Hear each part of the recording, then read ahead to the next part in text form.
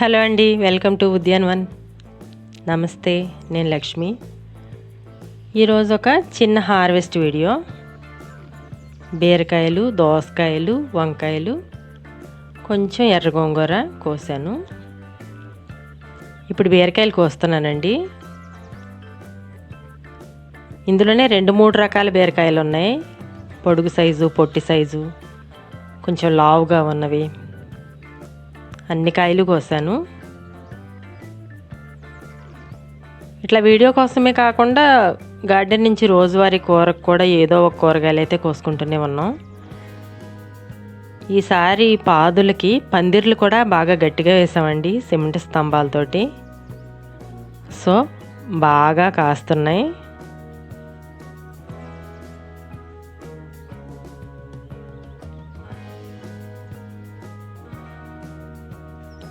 చూస్తున్నారు కదా, కేజీకి పైగా, దగ్గరగా కేజీకి పైనే కాయలు వచ్చాయి.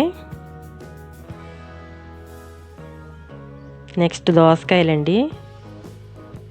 దోసకాయ మొక్కలైతే అసలు నేను పెట్టింది లేదు, కంపోస్ట్లో ఉన్న సీడ్స్ తోటే అవి వాటంతటా అవే వచ్చాయి. చాలా కాయలు కాస్తున్నాయి. వంకాయ మొక్కలు అయితే లేవండి, అయిపోయాయి. 2-3 మొక్కలే ఉన్నాయి. అయినా కానీ ఆ 2-3 మొక్కలకే కూరకి సరిపోయేంత కాయలు వస్తున్నాయి.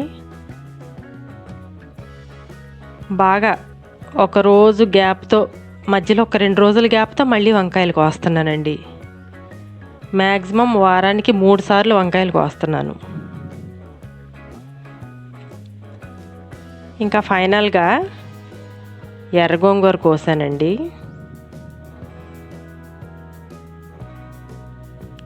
ఈవినింగ్ లైట్ అయితే పోతుంది, వీడియో సరిగ్గా కనబడడం లేదు.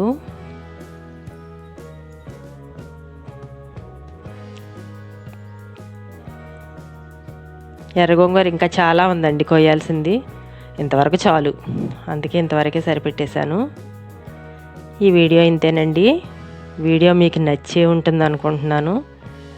తప్పనిసరిగా లైక్ చేసుకోండి, సబ్స్క్రైబ్ కూడా చేసుకోండి.